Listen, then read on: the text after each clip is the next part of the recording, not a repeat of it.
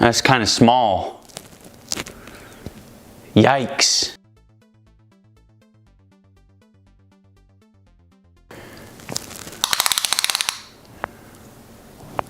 That's quite big. Impressive. How are you guys all doing today? So today's video, I wanted to go over the new ship, the TIE Bomber, I think is what the name of the ship is called, but also kind of this next GAC season, some more kind of thinking of what we could potentially be getting next, and also some of my 3v3 disappointments and really why I hate the game mode a lot. I did not want to make this video during 3v3 because I did not want to sound very, you know, pessimistic or kind of just in bad mood. Like, I didn't want to be that way. I had the video ready to go. I just didn't want to freaking do it because it just sounded like I was just... I didn't like the way it was coming off, I guess. So, yeah, we're going to talk about that. And also, a big thing here in today's video, I will be doing streaming on my Twitch channel at twitch.tv/itsjustiantv. I'll be streaming some of my own attempts for gas. So you can come over here into the game. I'm going to be doing some gas attempts. So I already have gas. You guys already know this, but I want to actually do a new updated guide to the P4 of the gas event because I feel like my old guide is very outdated. I know it's probably helped a lot of people, but I still think there's a lot of different and better ways to go about it all. So, like, I guess just for instance, you can already see here that all my separatists already have them all the exact same gear. Nobody's been touched since I've done the event, so they're all the same. I can just do this updated guide, go stream it on my Twitch, get that guide going, you know, do some videos on that, or a video on that, and just kind of compare the old guide to the new guide and stuff like that. So I want to do that. Go over to Twitch. I think I'll be streaming this probably tomorrow, or maybe I think today, or when this video goes live, so it'll be a Thursday, so maybe Friday I'll do some streams there and probably do a video probably the day of as well, once I get that win and I can get the strategy going for you guys, because it's a very different strategy. It really is. So today's video, we're gonna go and talk about this new character's ship, or this new ship, I guess you could say, which is the TIE Bomber. So this is the Grand Arena, but I just want to kind of briefly go about the TIE Bomber because this ship is really crazy. It really is. So we just got a crazy already a rebel ship called the Y-Wing, the Rebel Y-Wing, right? But this ship kind of just stops nearly all the different parts of the rebels with how they really function. So he has a pretty crazy unique here. Well, I'm pretty sure you guys have already seen it, but I just want to kind of go over a little bit of why this is so good. It can dispel on a special, dispel all buffs on all enemies. So it's kind of like a better type of a Cassian. The Ebon Hawk rather, or the or no, that is Cassian's U-Wing, or the Ebon Hawk, those two ships, because they have reinforcements that dispel all buffs, but this is not a reinforcement, this is a special, which is incredible. And he inflicts burning, so I mean, this is kind of crazy. And it can be resisted or dispelled from rebels, and it can be evaded. It's a bonkers. This ship is disgusting, it really is. And then this is the unique. The basic wasn't crazy or anything, I'm not going to go over that, but the unique, this is the crazy part. So yeah, you get a little bit more max protection for each active Empire, including the capital ship, and you get some more bonuses whenever another Empire is called into the battle for reinforcement. But you come down here, you can see Empire allies ignore 20% defense for each rebel and each target locked enemy. And with Vader being there, he's going to be inflicting target lock a lot, and it cannot be cleansed. You keep the target lock, I'm pretty sure, because that's just kind of how he works. Or maybe you can cleanse it, but you can't resist it. I forget. But pretty much the whole idea here is that this just kind of throttles the rebels. You don't probably need a whole lot of DPS people there. Probably just a lot more people who take more frequent turns and can do some more burst damage. You don't need somebody who can, you know, be like a Falcon or Anakin ship or an Ahsoka ship. You're probably going to have a different kind of fleet here with the Empire, which is very interesting and cool. But the other cool part about this whole character's kit is the unique here, which now says, it's a pretty big one here, that the bomber gains taunt at the end of the turn if an enemy is target locked and the TIE Bomber isn't already taunting, which will probably happen a lot. And this effect expires at the end of the turn if there are no target locked enemies. But this is the big thing here. This is one of the big things here. While any rebel enemy is target locked, all the rebel enemies rather deal 50% less damage. Do you know how much of a reduction that really is, comparing that to other people's kits like the offense down? I think that is an offense down pretty much. You're pretty much inflicting offense down whenever any rebel is target locked. That's just kind of crazy to me, because it doesn't have to like inflict it at one specific rebel enemy that you inflicted it on. This is to all rebel allies or all rebel enemies as long as you have one target lock on them. It's kind of crazy. And also on top of that, even more to pack a punch here, while enemies are inflicted with burning, they have 25% less offense and doubled for light side enemies, and rebel enemies can attack out of turn while burning. This pretty much stops the whole faction, or the whole rebel fleet pretty much, with all of their assisting, the Falcon doing his assists, less damage. I mean, this is, to me, honestly, what I'm thinking about this is more of a time map fleet, I would say, because now, versus at least the rebels, in my opinion, this is going to be more time map, because you're going to have this guy who's going to be taunting a lot, tanking a lot, and he's going to be really putting a huge reduction of stuff and what do they call it? I guess just bonuses, or they're losing all these bonuses pretty much with the TIE Bomber. And what that means to me is you're going to be really doing no damage whatsoever. You're going to have the Emperor Shell regaining that guy's protection, and you're going to be just kind of stuck behind that person for the entire battle, it feels like, while the other guys pick you apart one by one.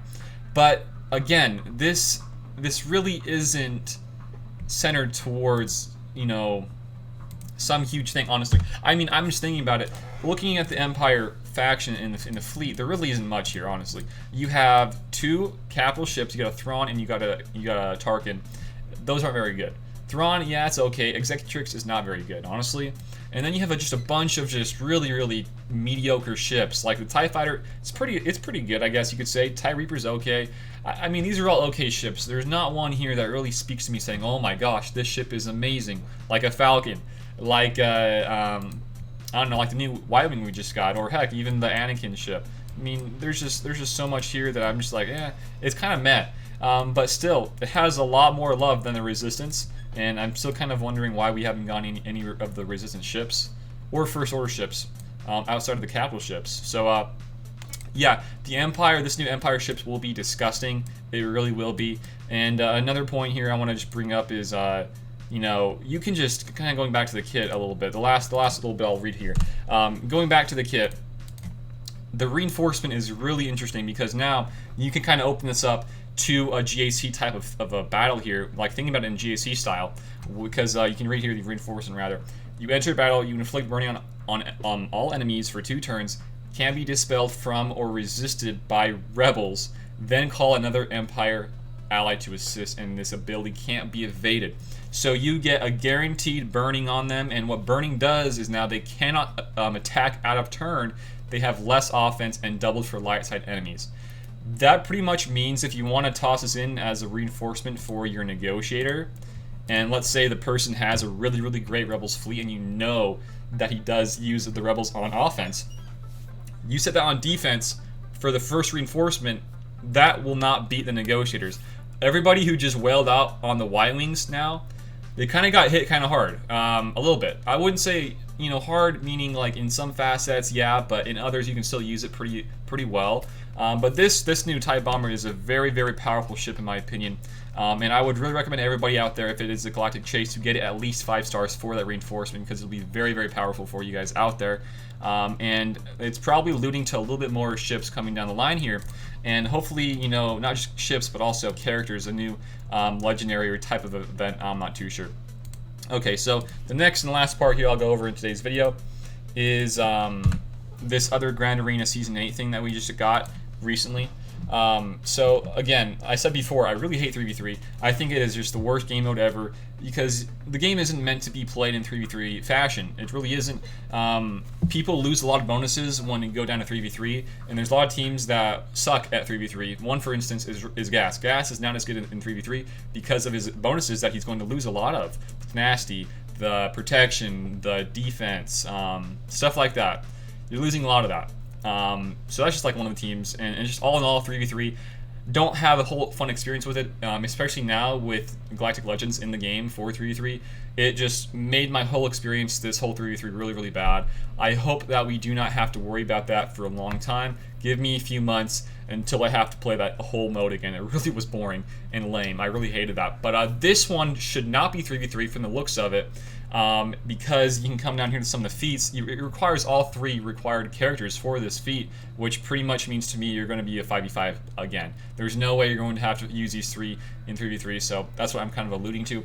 But here it is. So it says here to continue the Empire Strikes Back anniversary, they're going to be doing some more themed GAC to kind of complement that. So today, I guess, yeah, no, it was a couple days ago because this is in the past, right? For the video I'm doing right now.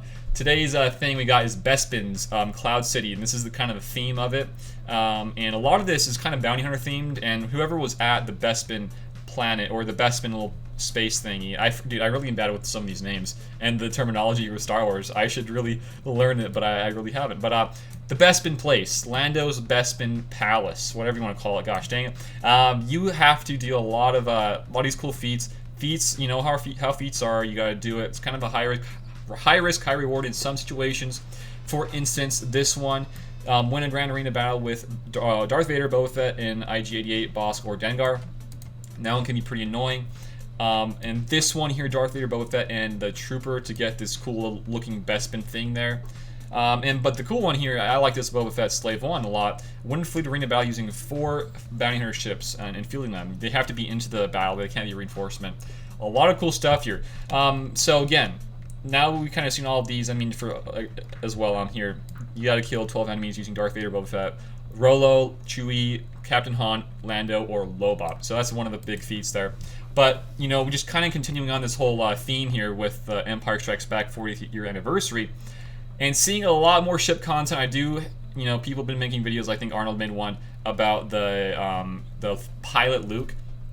And my video I did a couple days ago did have a cool kit design to that Luke, the pilot Luke. So all this kind of means to me is we're probably going to get this Luke. And this is going to be a pilot Luke for probably the Red 5, because also coming back here to this whole TIE Bomber, if this is such a powerful ship, I can almost assure that we will be getting some type of counter to this for the Rebels, or some sort of soft counter to this. For cleanse, to cleanse off the burning, to cleanse off the target locks in some sort of fashion, and I do think that Red 5 will probably do that. I don't think we have any huge mass cleanse for that. We only have like an Akbar's, like a single person cleanse. The MILF can cleanse himself, but I do think we'll probably get some nice Rebel fleet here. It's kind of funny, like I said beforehand, this is probably going to be kind of a, you know, coming back to it all over again. A whole loop around the field, I guess you could say, with the Rebels being the meta a long time ago, the Negotiator, Malevolent's kind of going at it again, and now we're going to come back to the Rebels, which is kind of cool, and hopefully we get some more people that are kind of pilots that can be used as characters, but also are pilots for the ships. I think, yeah, all these cool fleets are pilot-less ships, which is awesome. I do love these, but I do think we should have something to lead up to a new legendary event, because like I said previously, our last legendary event that we have gotten was, I think, Padme Amidala, which was a whole year ago. So I do think we are due for a new legendary event. Could it be a Luke? Probably.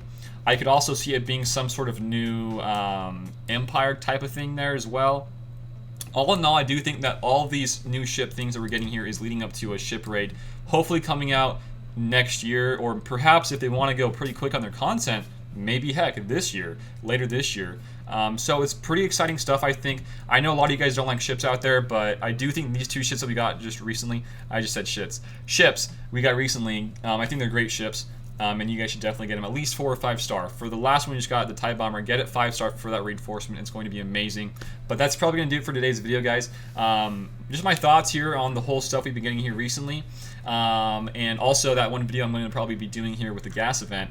And also, I'm forgetting this, I should have said at the beginning that I do help out with the gas event for P4. I don't do P2, but I do Phase 4 for the gas event. If you guys are close to it or you have the minimum requirements, you guys DM me on Discord down below in the link. I got a link for the Discord down below.